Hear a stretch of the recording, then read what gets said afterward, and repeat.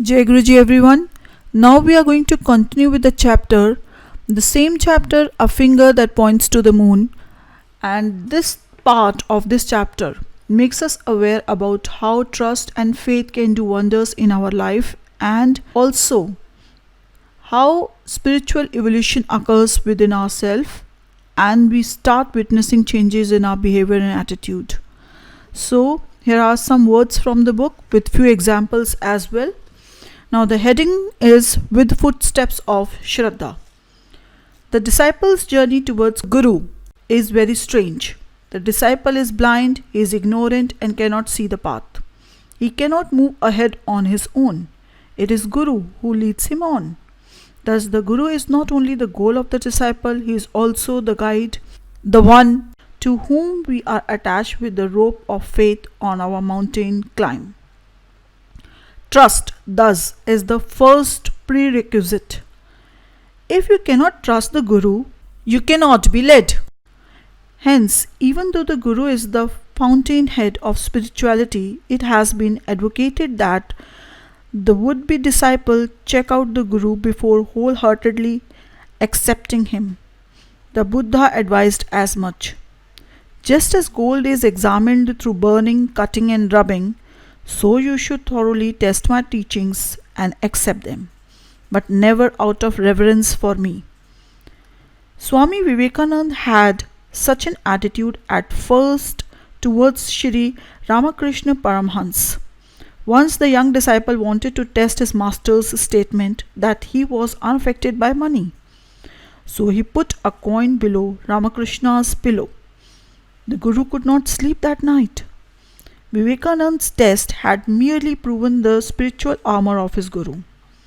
Rid of doubt, the disciple can then humbly approach the Guru. His relationship with his spiritual guide rests on a firm footing. He can entrust himself to his Guru in life as in death.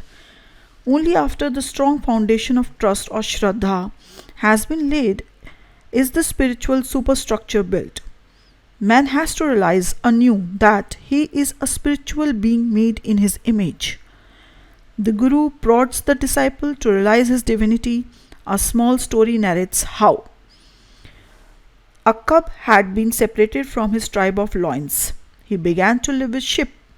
In time, his behavior became exactly like this. He no longer roared, he bleated. A tiger saw him one day and was overcome by surprise. He caught hold of the still young cub and gave him a hard shake. "What is the matter with you?" the tiger roared. "Why do you behave like a sheep?" The terrified cub insisted that the tiger was mistaken. He was just a sheep. The tiger took the cub to a lake. The clear water reflected the cub's face. Immediately he realized his true nature. The Guru's none too easy task is somewhat similar. He demolishes the apparatus on which our mistaken identity rests. We are his children, not the creature of mortal flesh and feverish blood. We are divine personages clothed in hide, not desire-led animals. We are souls, encased in bodies, not bodies with souls. Such a turnaround occurs only when the disciple truly touches the Guru's feet. That is, when his ego flakes away from his self. Only then does he receive the spiritual charge that wakes him up. The Guru is the spiritual powerhouse, transmitting the current of spirituality into his disciple. At his graceful touch, the disciple awakens. Much preparative work has to be done, however. We are laden with the psychological ferment and karmic baggage of lifetimes. The powerful eddies generated by our karmas, acting on minds not equipped with right attitude, can break our legs even as the journey begins. So the Guru puts us in situations where we learn life lessons. Armed with the axe of right attitude, we hew our path through many obstacles of life. The Guru's grace is never more evident when life comes up with a challenge or test. At such times, to quicken the spiritual evolution of his child, the Guru can take the disciple's karma upon himself alleviating its misery causing effects. Sensing that we are about to set our foot on a karmic crevasse, he lifts us up and carries us on his own shoulders. What encomiums can be heaped on such a guru? He can only be silently loved, fully followed. Yet there are times when a disciple resents his guru.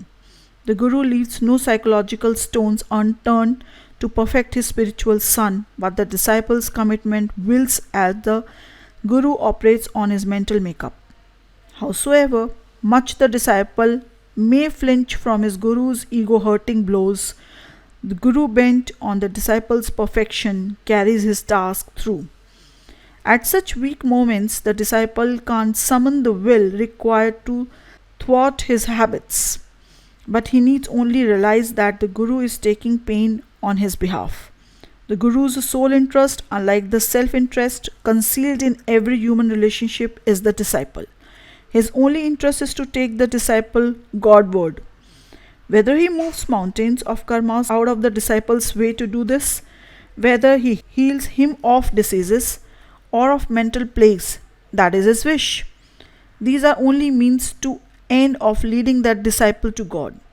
The guru selflessly spends a huge amount of energy and time in fashioning a disciple. The journey up the spiritual mountain is no picnic. Spirituality, as the Sadguru transmits it, is not a comfort giving philosophy. It is no cosmetic cream that can make our social faces and psychological mask look more beautiful for the moment.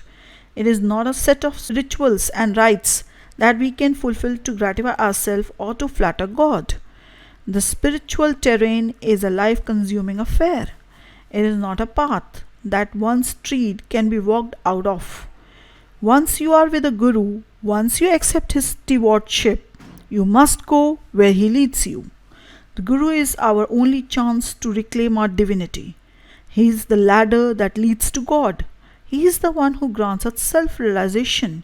Everything in his hands is a device, from how he escapes the crowd to how he positions his relationship with us. But at all times, he is our Guru.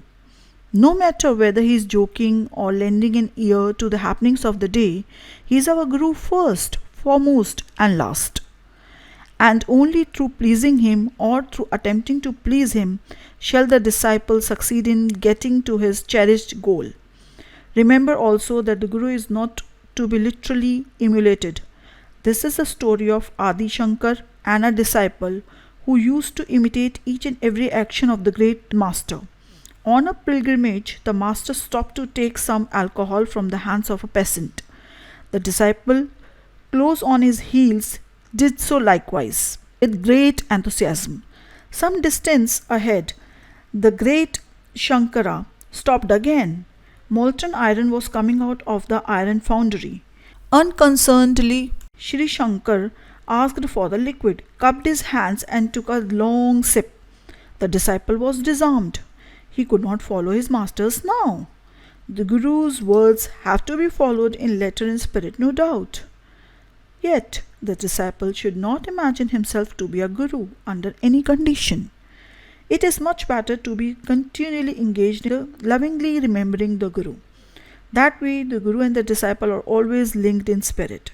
Spirituality in hands of the Guru is a weapon to disarm our ego.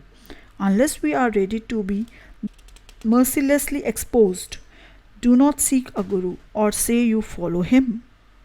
If you come to a Guru, rest assured that you will not receive continual ego massages.